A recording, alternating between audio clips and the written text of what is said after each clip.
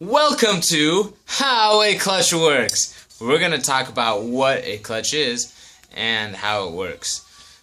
I'm a beginner, so please let me know what I can do better.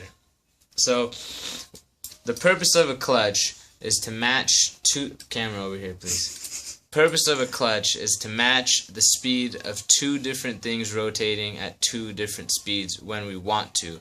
And when we don't want them to match, we'll separate them so that they can spin independently from each other.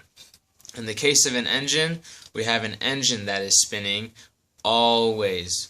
But what's not spinning always? A tire. So sometimes we want them to be independently spinning from each other. But sometimes we want them to be synchronously spinning together. And all that happens through a clutch. So, this is the basics of a clutch, and we're going to talk about it.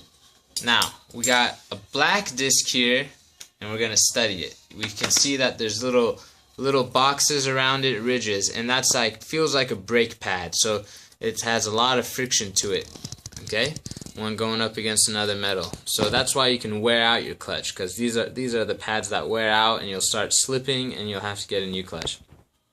This is one clutch. This one through its ridges is somehow with these ridges always attached to the engine. So if the engine is turning, so is this plate. Now, the other plate here is always attached to the transmission. If this plate is moving, so is the transmission. And how it moves the transmission is through these gears. Now, these two, if your clutch is always just released, relaxed, you're not touching it, they're always stuck to each other. So, if your engine is on, it's spinning, and so is that plate. Now you're probably thinking, well, then why aren't I moving if they're both attached to that same place? That's probably because you're in neutral. And there's a whole different gear thing in the transmission that we'll cover in a separate video.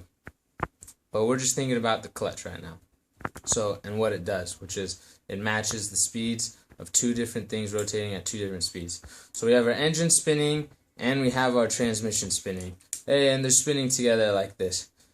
But then when we press down the clutch, it separates them. There's a physical gap. And now the engine can spin without the clutch spinning. Right?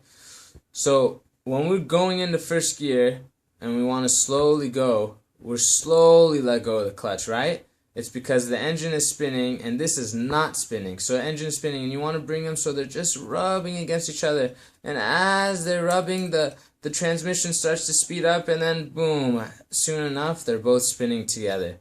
And that's when your clutch is fully released. Now what happens, let's replay the scenario. What happens if you release the clutch too fast? The engine's spinning, suddenly you attach them, and suddenly the transmission has to start spinning at the same time as the engine. And that's when you feel a big jerk. It's because suddenly the engine speed is just boom. It contacts with the transmission, now they're spinning together. But you want to be smooth. You want to slowly bring them together, give them an opportunity to meet, make some friction, and just rotate with each other, just like that. Okay?